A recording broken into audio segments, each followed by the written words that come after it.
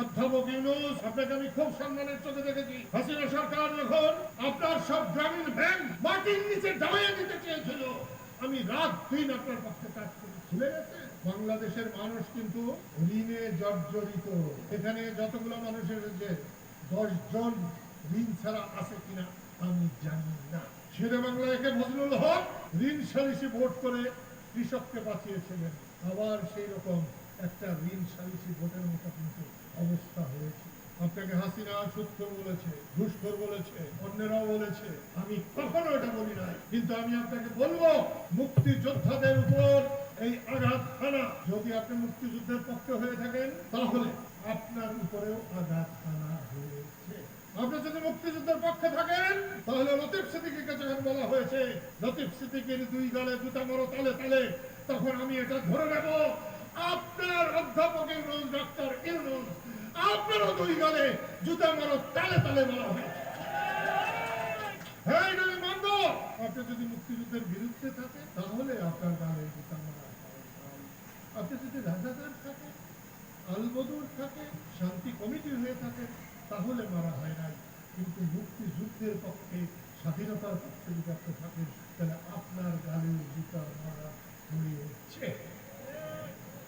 আমি এর বিচার চাই, আমি এর বিচার চাই। আপনি আমাকে গ্রেফতার করবেন, নিয়ে যান। বঙ্গবন্ধুর মাথার উপর পেশাব করার পরে আর পরশুদিন লতিফ সিদ্দিকীর গালে গালে জুতা মারো, 2 গালে জুতা মারো তালে তালে। এরপরে আমার কিছু করতে 75 সালে আমাকে যখন গভর্নর করা হয় তখন আমি হুজুর মৌলানা ভাসানীর কাছে গিয়েছিলাম। হুজুর মৌলানা ভাসানী আমাকে বলেছিলেন, আমি যখন গেছি উনি উত্তেজিত ছিলেন। তিনি বলছিলেন, আমি কি কাওয়ার্ড? আমি মরতে পারি না? আজকে আমারও 80 বছর বয়স, আমি মরতে পারি না, তাই ওগুলা করবো।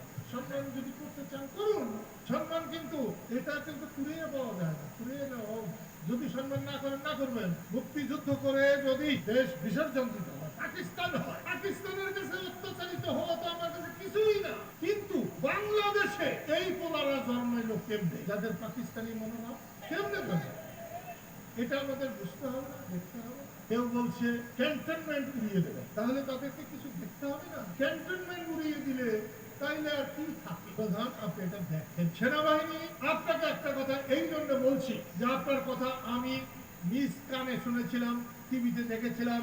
আপনি বলেছিলেন দেশের দায়িত্ব আমি নিলাম, আলহামদুলিল্লাহ আপনি দেশকে ভালো করবেন। এই দায়িত্ব নিলে আপনি যদি সত্যি দায়িত্ব নিয়ে থাকেন তাহলে দেশে এত অরাজকতা কেন? অধ্যাপক ইউনূস কিন্তু বলে নাই, তখন তিনি বাইরে ছিলেন। 5 তারিখে উনি বাইরে ছিলেন। আপনি বলেছিলেন আমাকে ভরসা করেন, আমি দেশের দায়িত্ব নিলাম, আমি দেশের হেফাজত করব। কোথায়? সকাল বিকাল মত হইতেছে, কোথায় হেফাজত? মুক্তিযোদ্ধা মঞ্চ নাকি মঞ্চ 71 আমাদের টাঙ্গাইলের সম্মান, আমাদের নেতা, তিনি বক্তৃতা করতে গেছেন, আলোচনা করতে গেছেন। আলোচনা করা কি নিষিদ্ধ?